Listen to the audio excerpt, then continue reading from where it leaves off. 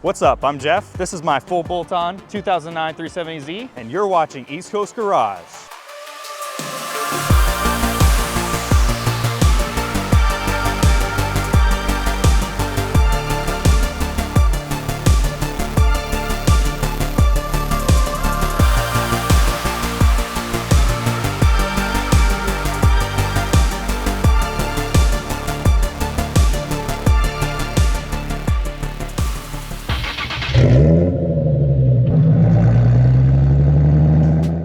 Since the late 1960s, the Z cars have been really iconic for like a Japanese sports car that's affordable for the everyday Joe. They're sporty, they're fun, they've always looked cool. So what all do you have done to this car?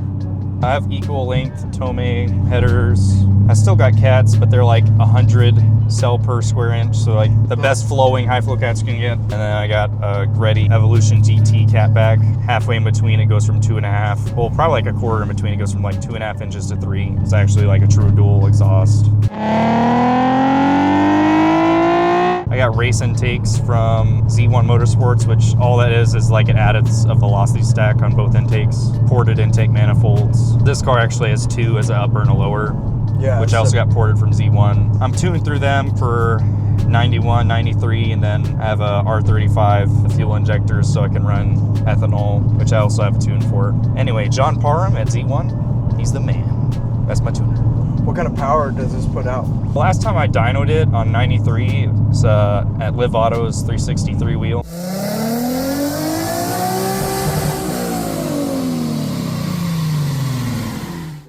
I haven't dynoed it since I've tuned with ethanol, but I imagine it's around like 15 mil more. Tell me about the body kit. So body kit's Innings +1 N spec, full body kit. Got it from Next Level Performance. Also got the front vented fenders from them and the Innings Z Power wing.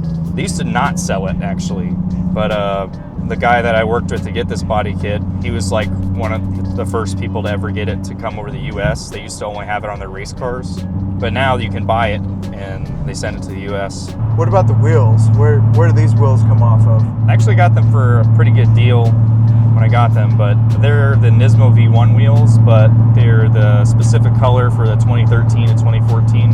I like how these rims match the color of the car very well. They definitely complement each other. Yeah, I didn't want anything like super flashy. I wanted to like the lines of the car to be what people are looking at and not just like some crazy pink color or whatever. Like a lot of Z owners will wrap their car like pink or whatever, but I didn't want to do all that. I just wanted like something clean. What is a feature that you wish this car had, and what's your favorite feature of the car? Right now, the favorite feature for me is probably the rear bumper.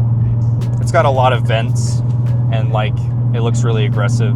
Yeah. And the guy that painted it, his Instagram is people building cars. He's really good at painting. He does like everything, but he painted the middle of my bumper black, which I think looks really cool with the gray. Along with the JDM taillights, it kind of like has that cool contrast in my opinion, because the vents are silver, right? And the taillights, like most of it is silver. I wish what I had though, some bride seats or something, but I'll get those eventually. Some red ones, to match my shift knob. What made you want to buy this car? When I first actually got into cars, I would ride around with my friend. He had an S2000, but his other friend, he also had a 350Z. It was orange. He really knew how to drive too. And then I wanted like an NA rear-wheel drive manual Japanese sports car. So since then, I was like, yeah, I got to get a Z, and here we are. In the 90s, the 300Z twin turbos were super cool. When the 350Zs came out, they had just a whole new persona, a new style. I like the way the 350Zs sounded, even with factory exhaust. There was just like a little bit of a rasp to it, and it wasn't too much or too overwhelming. Now, for what it's worth, the VQ engine's gotten a bad rap from people putting the wrong parts on these engines and putting the wrong parts on these cars. They put the wrong exhaust on it. They're very whiny from the get-go. So if you don't have the right, catback exhaust with resonators, or if you decide to get rid of the resonators, get rid of the mufflers, these sound terrible. Yeah, you definitely don't want to straight pipe this thing. No, we got the 350Zs and the G35s had come out, and then the 370s and the G37s were the next gen that here we are. I remember when the 370s came out, I started to really like these cars. I wasn't a huge fan of the 350Zs, but the 370s definitely brought more style and more of a modern look to the platform.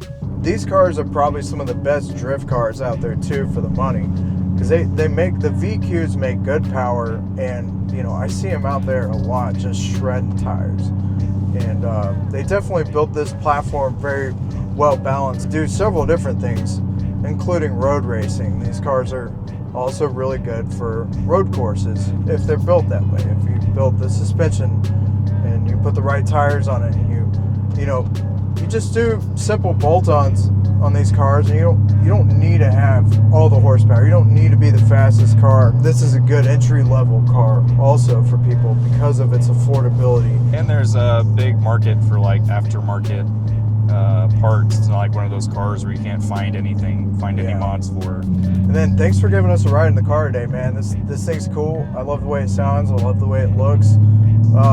If people want to see more of this car, where can they find you at on social media? Z34_Lowry on Instagram.